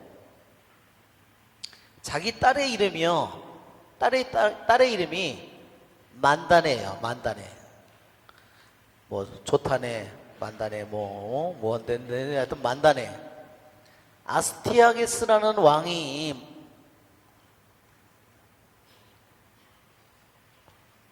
이제 딸을 뒀는데, 이 딸이 만다네예요. 딸이. 이 아스티아게스는 자기 아버지의 나라가 스키티아인들에 의해서 점령당하는 것을 목격했대요. 어릴 때. 자기 아버지의 왕국이 스키티아인들에 의해서 점령이 되어가지고요, 그 스키티아인들이 지금이 어디냐면요, 우크라이나래요. 스키티아인들의 지배를 당해서 28년 동안 고생을 하는 것을 지켜봤는데, 그러다가 기회를 잡아서 아스티아게스가 아버지의 나라를 다시 되찾은 거예요. 그런데 이제 아스티아게스가 이렇게 해서 메대의 왕의 자리를 다시 차지하게 됐는데, 어느 날 꿈을 꿨는데 자기 딸로부터 큰 이렇게 강물이 흘러나오더니 자기의 메대의 수도만을 덮는 것이 아니라 아시아 전 지역을 그 강물이 점점 흘러서 점점 커져서 모든 것을 덮더라는 거예요. 그래서 아버지가 이런 꿈을 꾸었으니까 자기가 그거를 물어봤다는 겁니다. 그랬더니 그 꿈을 해석하기를 이 아들이 장차 당신을 내쫓고 당신의 왕위를 차지할 사람이 될 거라고. 자기 외손주가, 그렇죠? 딸의 아들이니까. 그래서 그러면 이 왕은 어떻게 그러면 이것이 꿈이 이루어지지 않게 할 수 있을까? 그러면 이 딸을 어떻게 죽일 건지, 딸이 아기를 낳으면 그 아기를 죽일 건지 수많은 거를 이제 생각을 해서 꿈이 이루어지지 않도록, 실제로 이루어지지 않도록 자기가 계획을 짜고 있었는데, 그래서 자기가 한 가지 결심한 것은 뭐냐면 자기 딸을 절대로 메대 사람한테는 시집을 보내지 않겠다 그랬다는 겁니다. 메대 사람한테. 왜? 메대 사람한테 결혼을 시키면 어떻게 돼요? 자기가 나라를 빼앗길 테니까 절대로 메대 남자에게는 시집을 안 보내기로 결심을 했답니다. 그리고 페르시아한테 보내야 되겠다 생각했대요. 왜냐하면 메대하고 페르시아 비교해보면요, 메대 사람은 아주 용맹하고 페르시아 사람들은 연약하다는 거예요. 성품 자체가. 그리고 싸움을 해도 메대 사람들은 아주 용맹하지만 페르시아 사람들은 그냥 여자 같다는 거예요. 그래서 자기 딸을 시집 보내면 페르시아 사람들에게 이 딸을 시집을 보내야 되겠다 이렇게 생각을 하고 있었는데, 또 꿈을 꿨는데 이번에는 꿈에 포도나무가 가지가 자라더니 온 아시아를 다 덮더라는 겁니다. 그래서 또 이 꿈이 뭐냐고 물어보니까 먼저 본 꿈하고 똑같은 꿈이라고. 여기서 태어날 이 외손주가 이제 온 나라를 다스리게 될 거라고. 그랬는데 드디어 이 딸이 페르시아의 남자하고 결혼을 멀리 자기네 나라에서 먼 페르시아에 보내가지고 거기서 그냥 결혼해서 그냥 그렇게 살다가 죽으라고 이제 먼 데 지형에 이제 남자한테 시집을 보낸 거지요. 근데 아들을 낳은 거예요.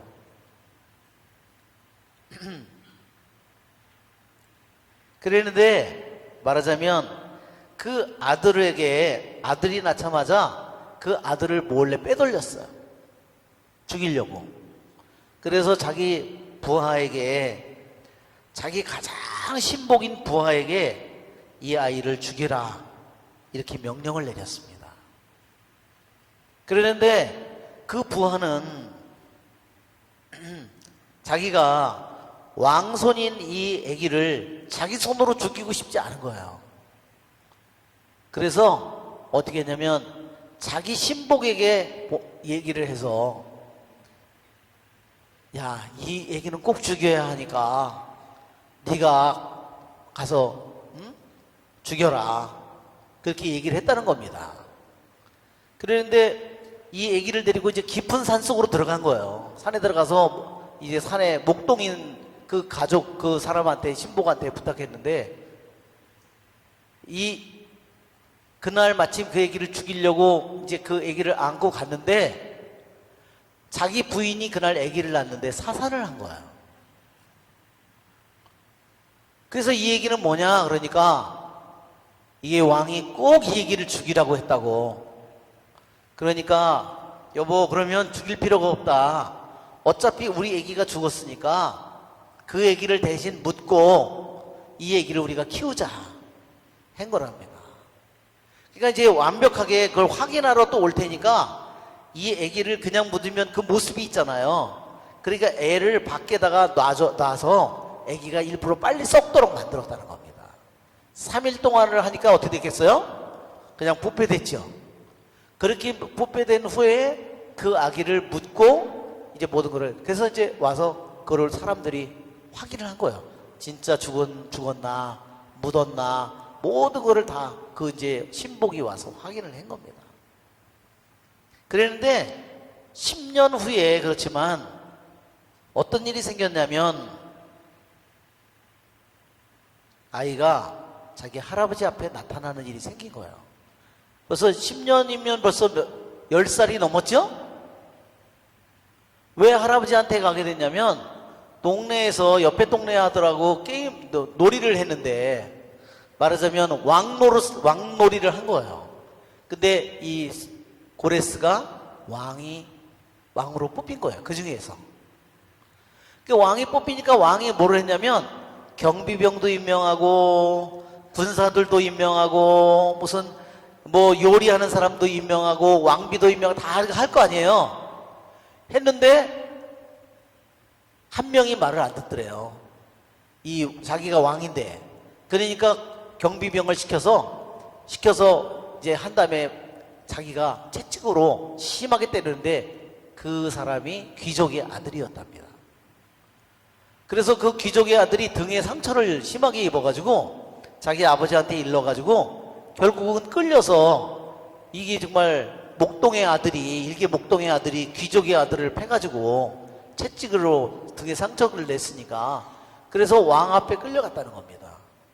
근데 왕이 내가 어떻게 내가 천민이면서 귀족도 아닌 내가 어떻게 귀족에게 그렇게 네가 할 수 있느냐 그랬더니, 나는 우리들의 저기로 해서 왕으로 뽑혔고 왕으로서 나는 당연히 해야 할 일을 했다고 한마디도 할 수 없었다는 겁니다. 그리고 너무너무나 기쁨이 있었다는 거예요. 근데 계속 얘기를 듣다 보니까 그 아이에게서 자기 모습을 봤다는 거예요. 이 할아버지가. 그러니까 이제 너무 놀랬겠죠? 아니, 나이를 보니까 나이가 딱 그때 나이야. 그래서 이 아이를 안에다 가두고, 자기 외손주로 가두고, 그 다음에 내 부모를 데리고 와라. 그래서 부모를 데려다가 너 애기 어디서 사느냐 물어보니까 그 임금이 죽이라고 하는 애기는 진짜 죽여서 땅에 묻었다고 확인해 보라고. 그러니까 임금이 그 사람을 이제 구덩이에 빠뜨린 다음에, 그러고서 내가 실토를 하라고, 내가 그 말을 믿을 것 같으냐고.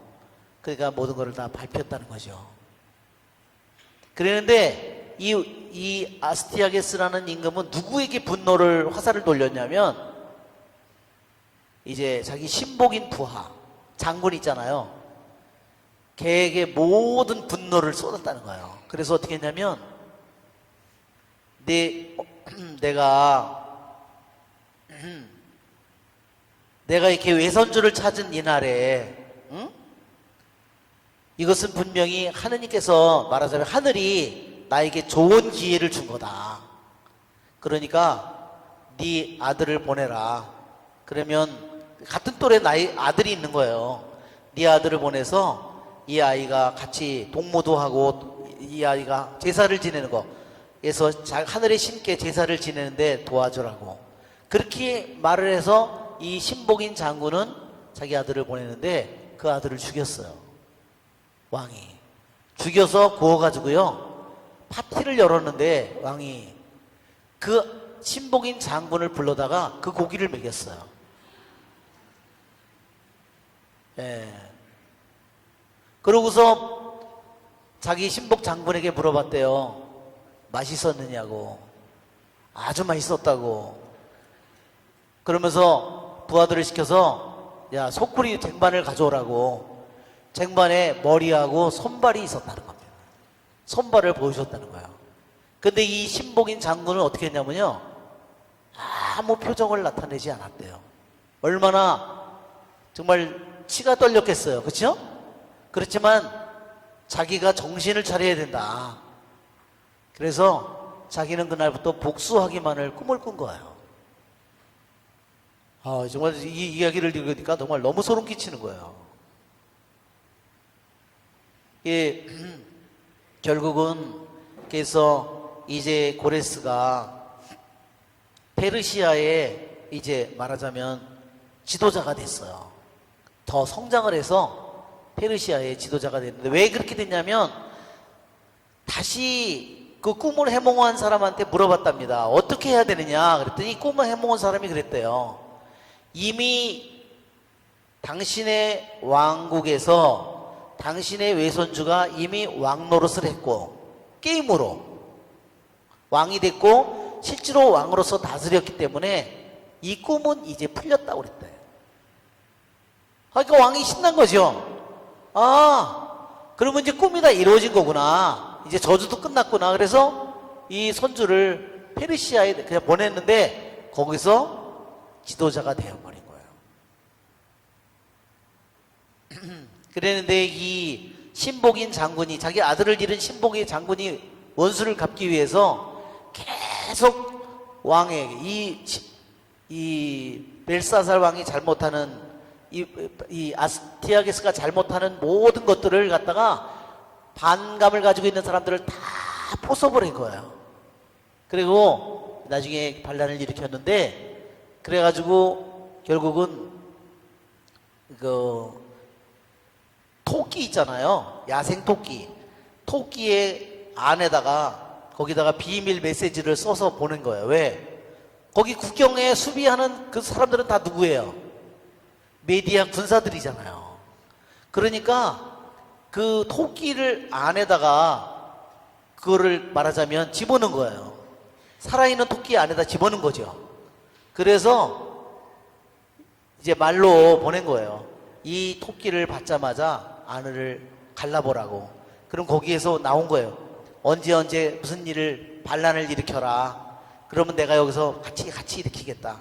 그래서 결국은 나중에 그 고레스가 손주가 해서 쳐들어왔는데 반항을 하는 사람이 없는 거예요. 그 나라에서 같이. 왜? 거기 신복 장군이 그 말하자면 총사령관이 되어 있었어요. 결국은 이 고레스가 그래서 메디아 페르시아 전차의 왕이 되고, 그 다음에 자기 할아버지는 거기 밑에서 부하 노릇을 했다. 그러니까 죽는 것보다 더 치욕스러운 일이죠. 죽을 때까지 그렇게 살았답니다. 예, 그래서 고레스가 이제 메데 페르시아의 왕이 되는 겁니다. 자, 이제 우리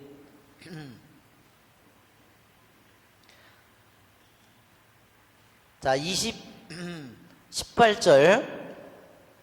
먼저 다니엘이 분명히 이 왕국의 끝이 다가오고 있다는 것을 분명히 알고 있었습니다. 18절. 임금님, 가장 높으신 하느님께서는 임금님의 아버지 네부카드네자르님께 왕권과 위력과 영광과 영화를 베푸셨습니다. 다니엘이 그 글자가 무슨 뜻이고 무슨 말이고 해석이 뭔지를 말하기 이전에 먼저 선왕인 네부카드네자르를 기억하라고 상기시켰어요. 하느님께서는 그분께 베푸신 위력 때문에 민족들과 나라들, 언어가 다른 사람들이 모두 그분 앞에 떨며 무서워하였습니다. 네부카드네자르님께서 원하시는 대로 사람을 죽이기도, 원하시는 대로 사람을 살리기도, 원하시는 대로 사람을 높이기도, 원하시는 대로 사람을 낮추기도 하셨습니다. 그러나 마음이 우쭐해지고 정신이 완고해져 오만하게 행동하시다가 왕좌에서 내몰리시고 영광도 빼앗기셨습니다. 그렇죠? 이미 우리가 잘 아는 거죠. 사람들에게서 쫓겨나셔 마음이 짐승처럼 되셨고 들나귀들과 함께 사시면서 소처럼 풀을 드셨으며 몸은 하늘에서 내리는 이슬에 젖으셨습니다. 그러다가 마침내 가장 높으신 하느님께서 인간들의 나라를 다스리시고 당신께서 원하시는 일을 그 나라의 위에 세우신다는 것을 깨달으셨습니다. 그런데 그런 일들을 다 알면서도 이제 그분의 아드님이신 벨사차르님 임금께서는 그 모든 것을 다 아시면서도 마음을 겸손하게 낮추지 않으셨습니다. 그렇죠?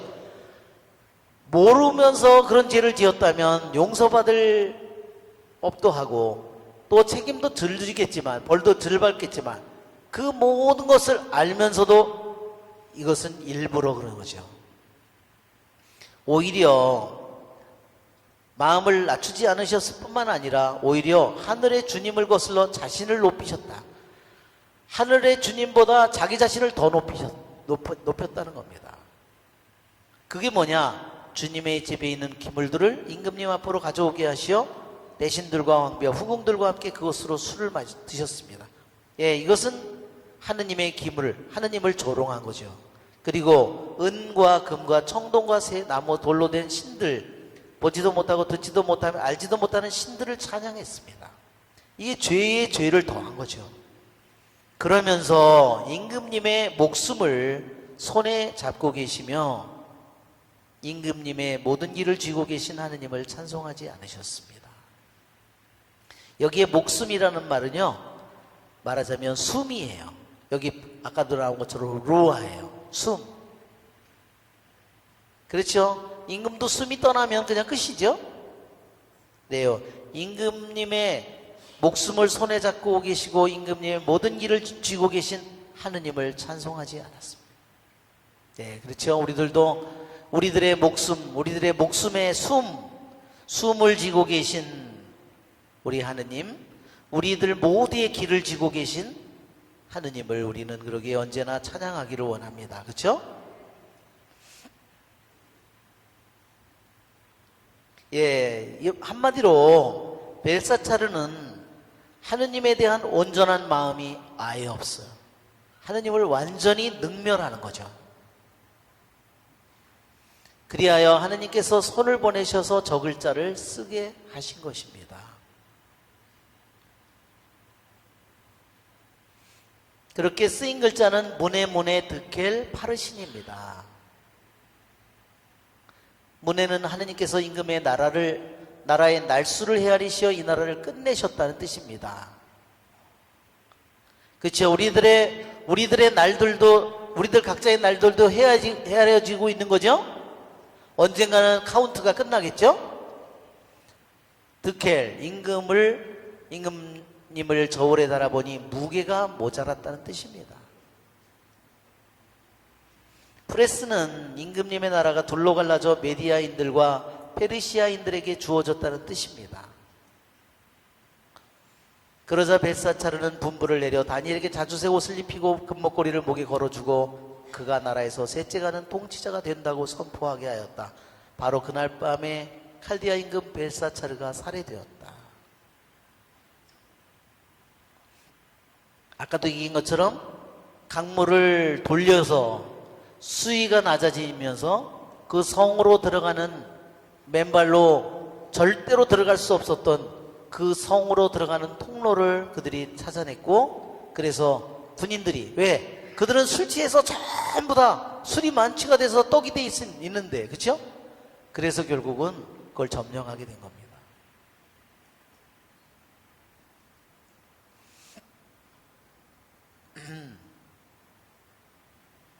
자, 여기에 문에 드켈 파르신이에요. 자, 우리 한번 그림을 다시 한번 보여주면 문에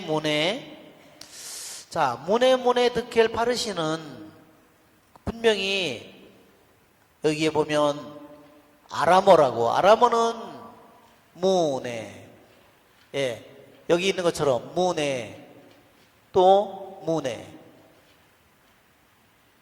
드켈,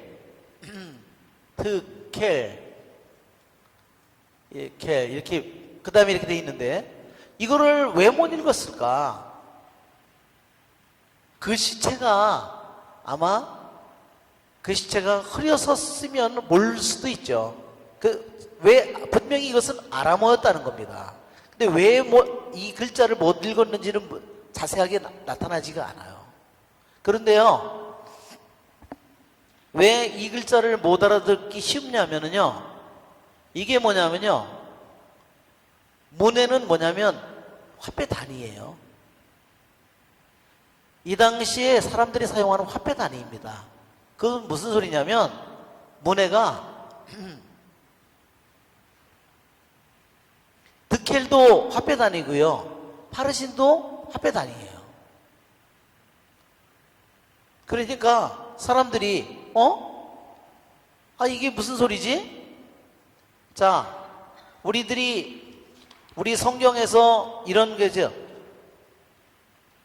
임금이, 어떤 사람이, 주인이 먼 길을 떠나면서 종들에게 한 미나를 나눠줬다, 이렇게죠. 그 미나가요 50세켈이에요. 이 미나가요, 문해가 미나예요.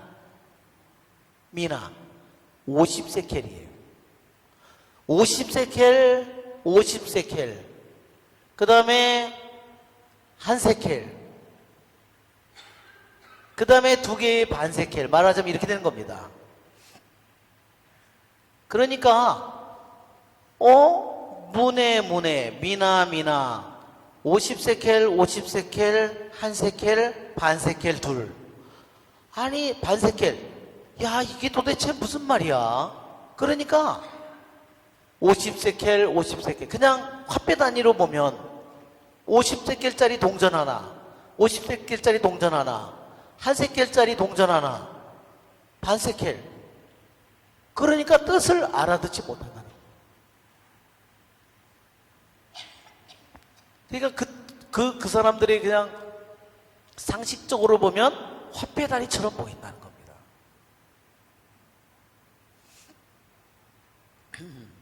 그런데 이 글자는 전부 다, 히브리 글자는 이게 다 자음이에요. 이 자음에다가 여기다가 읽을 때 모음을 집어넣는 겁니다. 여기다가 모음을 말하자면 이렇게 집어넣거나 이렇게 집어넣거나 또는 아래에 집어넣거나 이렇게 여기다 점을 찍거나 이렇게 하면서 저게 모음이 되는 거예요. 그러니까 다니엘은 저 글자를 문에 저거를 갖다가 저기다 자음에다가 모음을 내서 딱 읽으면 이게 뭐가 되냐면 화폐 단위가 아니라, 이게 그냥 보면 화폐 단위처럼 미나 이렇게 보일 수도 있지만 50세켈, 50세켈, 한 세켈, 반 세켈 이렇게 될 수 있지만, 동사로 이것이 되면 이것이 뭐냐면 날수를 세하렸다, 날수를 셌다, 이게 수동태가 된다는 겁니다. 이게 수동태 동사가 된다는 거예요.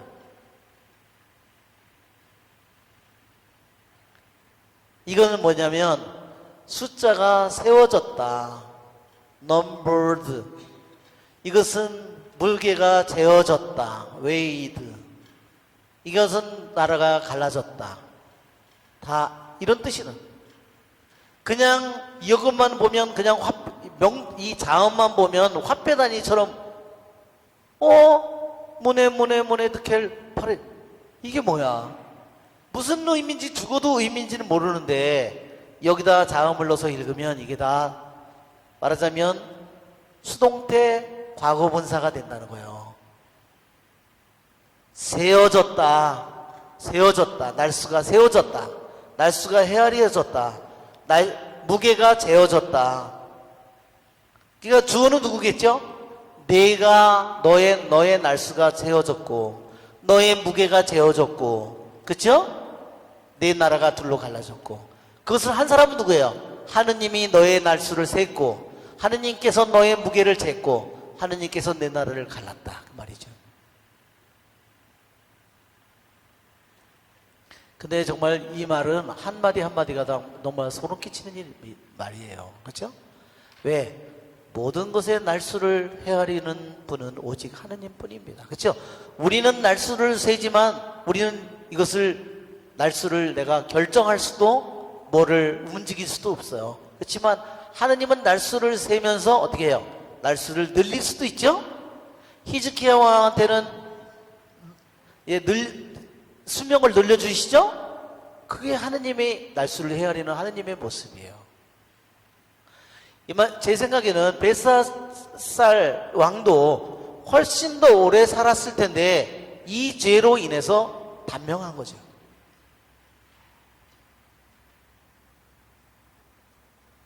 예, 하느님께서 무게를 쟀는데 명원의 무게가 모자랐다. 정말 이 말은 우리들의 가슴을 찌르는 말입니다. 그렇죠? 예, 다 날수를 헤아렸다는 말, 무게를 쟀다는 말, 이 모든 것이 정말 우리들 자신에게 내가 그렇죠? 분명히 우리들에게 정말 하나님께서는 날수를 헤아리고 계시고, 그래서 시편에도 그러잖아요. 날수 셀 줄 알기를 가르치시오. 그렇죠? 그것은 어때요? 항상 하느님이 주신 날을 감사하면서, 그렇죠? 언제든지 하느님이 부르시면 언제든지 이륙할 준비를 하고 있는 거죠. 맨날 이륙할 준비를 해야 돼요. 해외 여행 가는 게 아니고 주님을 위해서 이륙할 준비를 맨날, 그렇죠? 테이크 오프 하는 거예요. 준비를. 네.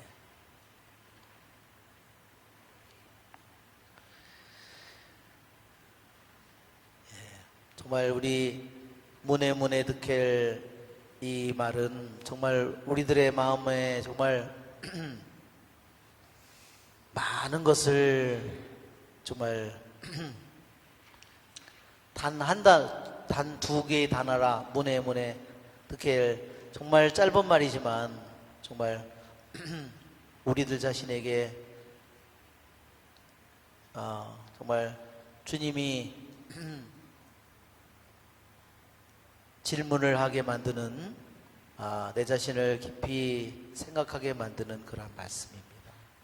그래서 우리는 하느님께서 벨사살의 왕국을 심판하는 것처럼 우리들 자신도 각자 내 자신 안에서 우리는 나의 임금이에요. 그렇죠?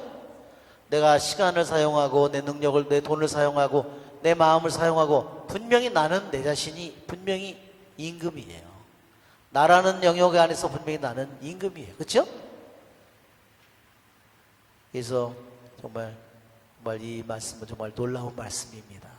우리 이 벨사살 왕의 교만에 대해서는 다음 시간에 하도록 하겠습니다. 영광이 성부와 성자와 성령께, 성부와 성자 성령의 이름으로 아멘.